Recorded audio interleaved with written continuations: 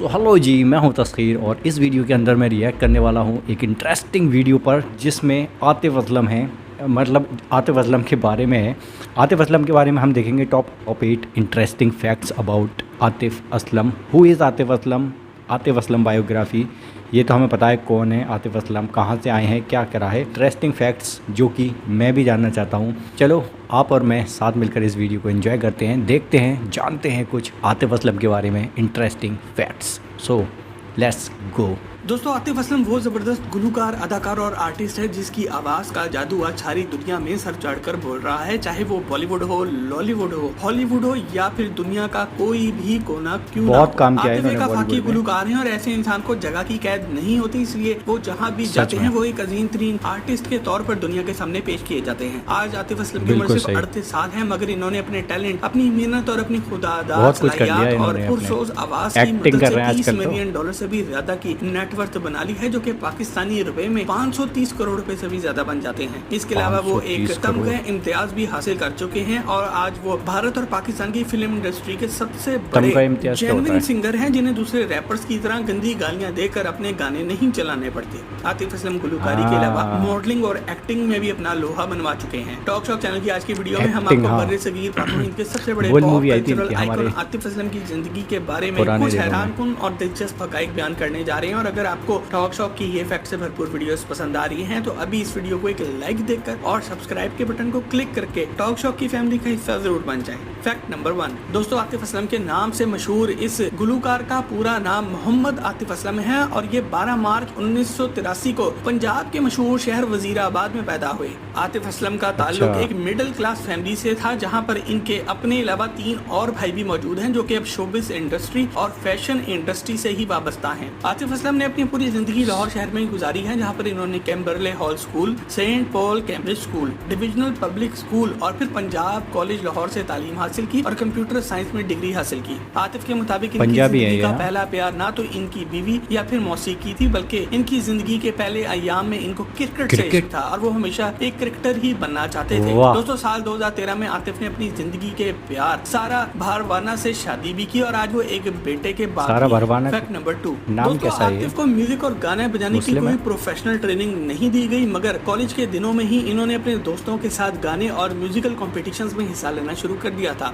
इस दौर में आतिफ को इनके असातिज़ा और दोस्तों ने एक सिंगर बनने का ही मशवरा दिया और वो मौसीकी के शहंशाह उस्ताद नुसरत फतेह अली खान को सुनकर उस दौर में बहुत इंस्पायर हुए। साल 2003 में आतिफ ने अपने कुछ दोस्तों गौहर, फरहान, आमिर शिराज और उमर नदीम के साथ एक म्यूजिकल बैंड भी बना लिया जिसका नाम था जैंड। और बहुत जल्द ये बैंड उस दौर में पाकिस्तान का सबसे कामयाब तरीन म्यूजिक बैंड समझा जाने लगा, क्योंकि सिर्फ चंद ही महीनों में और सिर्फ चंद ही गानों से इन्होंने बहुत ज्यादा शोहरत हासिल की, जितनी आज तक किसी और पाकिस्तानी बैंड ने हासिल नहीं की।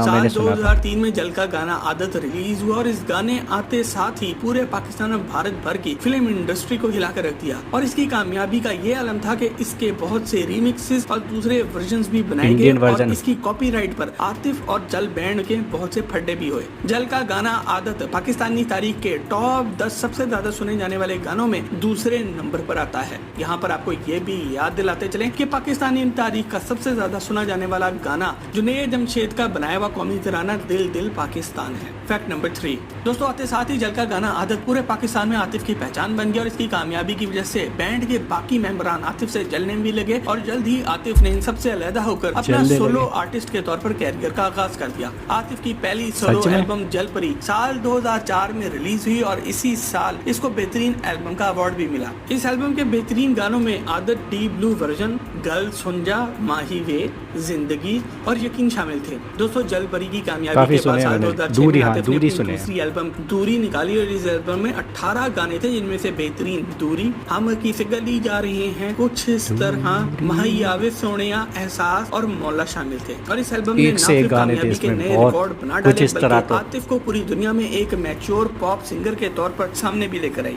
इसी साल आतिफ ने बॉलीवुड में भी कदम रखा जब इन्होंने महेश भट्ट की फिल्म जहर का गाना वो लम्हे गाया। इसके बाद आतिफ असलम ने फिल्म कलयुग के कातिल लिए गाना अपना था गाना भाई। आदत और फिल्म बस एक पल के लिए अपना गाना तेरे बिन भी भारतीय फिल्म इंडस्ट्री में दिया। इसके बहुत अलावा सुपर आपको गाने थे, ये ये जानकर तीनों भी बहुत हैरानगी फेवरेट रहे होगी कि हैं। आतिफ के 3 गाने आदत, एहसास और यकीन मशहूर Hollywood film man push the cart में इस्तेमाल भी हुए हैं। फैक्ट नंबर 4, ओहो। दोस्तों आतिफ असलम की तीसरी एल्बम मेरी कहानी इनकी बाकी तमाम म्यूजिक से काफी हटकर थी। इस एल्बम में आतिफ ने इश्क व आशिकी को छोड़कर पाकिस्तान के करप्ट माशी हालात को निशाना बनाया। इस पूरी एल्बम की एक डार्क थीम थी क्योंकि आतिफ ने गरीब और आम इंसान के एहसास की तर्जुमानी की कोशिश की थी। और इस एल्बम के मशहूर गानों में मेरी कहानी, रब्बा ये नहीं सच्चिया, सुना मैंने। हंगामी हालात और मन होता है शामिल थे। ये एल्बम साल 2008 में रिलीज हुई और इसी साल आतिफ ने भारतीय फिल्म रेस और किस्मत कनेक्शन में भी गाना गाया। इसी दौर में इन्होंने अपना मशहूर और किस्मत मारूफ तरीन कनेक्शन। गाना पहली नजर में भी गाया और ये गाना आज भी दुनिया में ऐसा बहुत सुना जादू जाता किया। है। इन्हीं दिनों आतिफ ने कोक स्टूडियो में भी परफॉर्म करके दिखाया।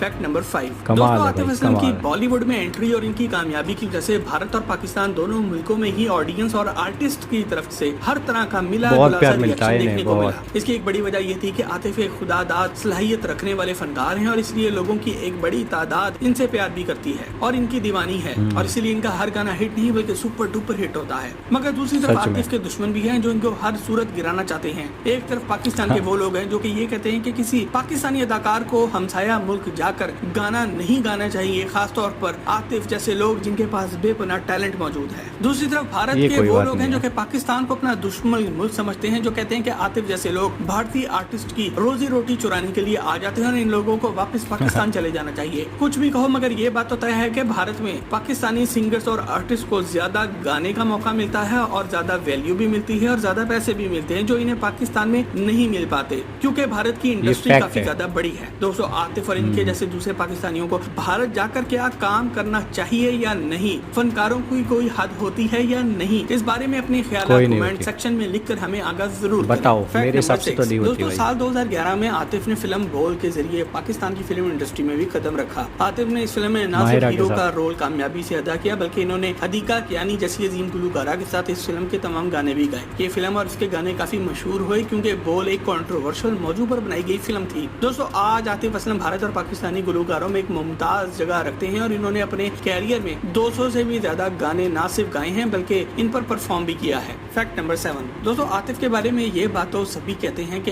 इनकी आवाज दिलों को छू लेती है। आज आतिफ असलम पाकिस्तान भर के सबसे मशहूर सेलिब्रिटीज में से एक है और इनकी आवाज का जादू भारत और अमेरिका में भी सर चढ़कर बोलता है। और गुज़िश्ता बहुत से सालों से आतिफ और भारत के गुलकार अरिजीत सिंह के दरमियान एक जबरदस्त राइवलरी चल रही थी और ये दुश्मनी इस वक्त खत्म हो गई जब आज से कुछ अरसे पहले लंदन में होने वाले एक लाइव कॉन्सर्ट के दौरान अरिजीत सिंह ने लोगों से ये कहा कि वो खुद चाहते हैं कि आतिफ असलम और दूसरे टैलेंटेड लोग भारत आके परफॉर्म करें क्योंकि टैलेंट की कोई हद नहीं होती, कोई बाउंड्री नहीं होती। वो बंदा सही है। भी हैरत होगी कि आतिफ अच्छे असलम के गाने गाने पहली दफा ने रिलीज होने के बाद 50 मिलियन यूट्यूब सबसे तेजी से हासिल करने का एक रिकॉर्ड भी बनाया था और आज ये गाना 234 बहुत मिलियन बढ़िया। व्यूज यूट्यूब पर हासिल कर चुका है। इसी तरह पहली इनके दफा। यूट्यूब पर दूसरे मशहूर तरीन दिल्लियां गानों गल्ला में बहुत शामिल हैं कमाल था। दिल्लियां गल्ला जिसके 708 मिलियन व्यूज हैं। दिल ये मेरी तो नए ना गानों सुने में से है। 650 मिलियन से ज्यादा व्यूज, जीने लगा हूँ 470 मिलियन व्यूज, ताजदारे सब हरम जबरदस्त गाने हैं, 340 सब। मिलियन व्यूज, तेरा होने लगा हूँ 300 से ज्यादा मिलियन व्यूज हासिल कर चुका है और कमाल आतिफ आज भी रुके बगैर म्यूजिक इंडस्ट्री में धूम मचा रहे हैं। फैक्ट नंबर 8, दोस्तों आतिफ ने अपनी जिंदगी की पहली परफॉर्मेंस एक फैंसी ड्रेस कंपटीशन में की थी और इस वक्त इसके मेहमान खसूसी इमरान खान थे। आतिफ हालांकि इमरान ना खान के सिर्फ एक सामने। मिडिल क्लास फैमिली से ताल्लुक रखते थे बल्कि वो पढ़ाई में भी बहुत ज्यादा अच्छे थे और इन्होंने सिर्फ 13 साल की उम्र में मैट्रिक का इम्तिहान पास कर लिया था। मगर जब इन्हें फैसला लेना पड़ा तो इन्होंने पढ़ाई को खैरबाद कह दिया और एक प्रोफेशनल सिंगर, एक्टर और म्यूजिशियन बनने को ही तरजीह दी और इनका ये फैसला सही साबित हुआ कि आज भारत और पाकिस्तान का एक एक बच्चा इनके नाम से वाकिफ है। मगर जैसा कि हमने आपको बताया आतिफ हमेशा से गुलकार नहीं बनना चाहते थे बल्कि वो क्रिकेट के शदाई थे, क्रिकेटर बनना क्रिकेट के चाहते थे। शौकीन थे और वो पाकिस्तान की अंडर 19 क्रिकेट टीम एक फास्ट बॉलर के तौर पर सिलेक्ट भी हो चुके थे। दोस्तों आपको ये अरे। सुनकर काफी हंसी आएगी कि साल 2009 सच में में। पूरे इंटरनेट पर ये खबर जंगल में आग की तरह फैल गई कि आतिफ को गले का कैंसर है। आतिफ खुद भी हाँ, कहते हैं ये कि ये सुना खबर था पढ़ने हमने। के बाद इनके अपने भी होश उड़ गए। आतिफ असलम को ये भी बताया जाता है कि वो सबसे कम उम्र वाले पाकिस्तानी हैं जिनको तमगे इम्तियाज से नवाजा तरोताज़ा किया। और दोस्तों ये कोई आम बात नहीं है, ये बल्कि किस ये चीज़ का तमगा अवार्ड बहुत होता ही है कम बताना? लोगों को मिलता है, क्योंकि ये पाकिस्तान का सबसे बड़ा सिविलियन अवार्ड है। फैक्ट नंबर 9, दोस्तों आतिफ असलम की जबरदस्त और पुरसोज आवाज की वजह है वोकल बेल्टिंग टेक्निक। और दोस्तों ये एक ऐसी टेक्निक है जिसमें गुलूकार अपनी चेस्ट वॉइस और अपनी हेड वॉइस को मिलाकर सांस को लंबा करता है और गाना गाता है। जैसा कि आप अंदाजा लगा सकते हैं कि ये काम हर गुलूकार के बस की बात नहीं, और अगर कोई गुलूकार इसका इस्तेमाल करना भी चाहे तो ये जरूरी नहीं कि वो कामयाबी से इसको इस्तेमाल कर सकेगा। इसके अलावा ये खतरनाक तरीका भी है और इसको इस्तेमाल करने से गुलूकार के गले और फेफड़ों को नुकसान भी पहुंच सकता है। दोस्तों आज हम सबको आतिफ असलम से कुछ सीखना चाहिए। आतिफ को भारत में कोई कम क्रिटिसिज्म नहीं मिला और यहाँ के बहुत से नए और पुराने सिंगर्स हैं जिन्होंने किसी न किसी वजह से आतिफ की बुराइयां जरूर की हैं, मगर आतिफ ने अपने वोकल्स और अपने सॉन्ग्स के जरिए लोगों के दिलों में एक ऐसी जगह बना ली है कि इसे हटाना अब नामुमकिन है। दोस्तों अगर आपको सुपरस्टार सिंगर आतिफ असलम के बारे में टॉक शॉक चैनल की आज की वीडियो पसंद आए तो इसे लाइक करके फेसबुक और व्हाट्सएप पर अपने दोस्त अहबाब के साथ शेयर जरूर। इनको बचपन से देखा है, बचपन जो जवानी में कदम रखती हुई हमारी उम्र थी तब आतिफ असलम का दौर आया था और हमने उनके पिक्चर्स स्टेटस लगाना या फिर पिक्चर्स अपनी फेसबुक पर लगाना इस तरीके से स्टार्ट कर दिया था। और सच में यार फ़ैन हो गए थे हम उस वक्त इनकी। जहर मूवी का वो गाना, वो लम्हे गाना जब इनका आया था पहला गाना इंडिया में, क्या कातिल गाना था। उसके बाद इतने तगड़े फ़ैन हो गए थे। मुझे याद है कि गली मोहल्ले और हमारे रिश्तेदारों में लोग उनके ऐसे फ़ैन थे कि गाने रखा करते थे उनके और सुना करते थे रोज़ डेली बेसिस पर ऐसे ऐसे गाने उनके, चाहे वो लम्हे हो चाहे आदत हो। और बहुत सारी मूवीज़, आदत जो है उनका बहुत हिट हुआ था गाना, हमें याद है।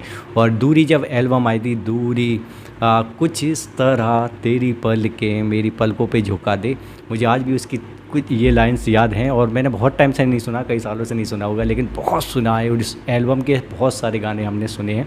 तो हम भी एक फ़ैन में से ही हैं आतिफ असलम के। इतनी अलग ही दुनिया उनके गानों को सुनते सुनते, चाहे वो दिल टूटा हुआ हो चाहे इश्क में पढ़ना हो, हर किसी के मतलब के गाने गाते थे। तो इनके गाने यार दिल को जाते हैं, बिल्कुल सीधे डायरेक्टली दिल के अंदर घुसते हैं।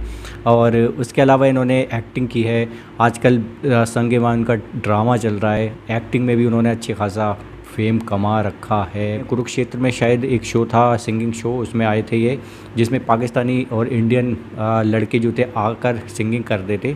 तो इसमें शायद नबील शौकत हैं या कोई थे, हम देखा करते थे टीवी पर। वो एक बंदा जीता था, पाकिस्तान का जीता था वो शो। तो पता नहीं, मैं अगर नाम गलत ले रहा हूँ तो उसमें शायद जज भी थे। तो बहुत सारी कंट्रोवर्सीज़ भी देखी हैं इनकी, लेकिन हाँ इनके एक गानों ने हमेशा दिलों को जीता है लोगों। ये क्रिकेटर बनना चाहते थे, ये नहीं पता था मुझे, और अंडर 19 के लिए सिलेक्ट भी हो गए थे। और कई सारे ऐसे फैक्ट्स थे इनके, मतलब फरहान सईद इनके बैंड से थे। वो जो अजीब सा एक अलग तरीके का एक वीडियो देखा था हमने, सजनी पास बुलाओ ना दिल अब टूटा है, ये तो फरहान सईद ने गाया था। वो गाना मैंने बहुत सुना था, उसमें ही उसी बैंड में आदत गाना था एक इनका, उसका नेक्स्ट वर्ज़न जो है वो इंडियन मूवी में आया था, मतलब रीमिक्स कर उसको जो निकाला था। सो एक से एक कमाल फैक्ट्स हैं इनके बारे में। इनकी लाइफ जो है, इनकी जर्नी जो है, सच में यार इंस्पिरेशनल स्टोरी, इंस्पिरेशनल कहानी है इनकी। और तमगा-ए इम्तियाज़ कर इन्हें कुछ अवार्ड मिला हुआ है, उसके बारे में आप कमेंट सेक्शन में ज़रूर बताना। तो बहुत ही खुशी के साथ ये वीडियो मैंने देखा और जानने को मिला काफ़ी कुछ तो हम जानते थे, लेकिन हाँ वो यादें ताज़ा हो गई इसको देखकर। बहुत कमाल बंदा है यार, क्या जर्नी रही है इस बंदे की, बहुत ही कमाल। स्कूल कॉलेज से उठकर और आज इस मकाम पर है बंदा। अरिजीत से कुछ टक्कर मुझे नहीं लगता आतिफ असलम ने खुद सोचा होगा या अरिजीत ने खुद सोचा होगा। इनको कोई मतलब नहीं है लड़ाई झगड़े से, लेकिन हाँ लोगों ने ये बना दिया था पाकिस्तान में कि हाँ आतिफ असलम ऐसा है और अरिजीत ऐसा है। लेकिन हाँ इंडस्ट्री का फ़र्क है, आप सबको समझना चाहिए, वो कोई राइवलरी या फिर दुश्मनी नहीं थी। अरिजीत ने ये साबित कर दिया। अरिजीत भी बहुत ही हम्बल टाइप का बंदा है, मैंने देखा है उनको, हम्बल टाइप के बंदे हैं दोनों, अपनी अपनी जगह पर बहुत ही कमाल है। लेकिन आतिफ हैं, उन्होंने पहले से मतलब इस चीज़ को ईजाद कर रखा है, ऐसी सिंगिंग को जो लोगों के दिलों पर राज किया है उन्होंने और आज तक कर रहे हैं। उनको रिप्लेस कोई नहीं कर पाया है। अरिजीत आए और भी सिंगर्स आए, लेकिन उनको रिप्लेस कोई नहीं कर पाया है। टैलेंट लेकर आए हैं साथ में, बिना सीखे इतना कुछ कर जाना कमाल नहीं तो क्या है। इस वीडियो को यहीं एंड करते हैं। तारीफ़ करने बैठो तो इनकी करते ही रहो, याद कर करके कई दिन गुजर जाएंगे। बाकी आप कमेंट सेक्शन में बताओ कैसा लगा ये वीडियो। आई होप कि आपको पसंद आया होगा, अच्छा लगा होगा आपको। मुझे तो बहुत अच्छा लगा, मज़ेदार वीडियो था। लाइक करते जाना, सब्सक्राइब करते जाना चैनल को। मिलते हैं फिर नेक्स्ट वीडियो में, बाय।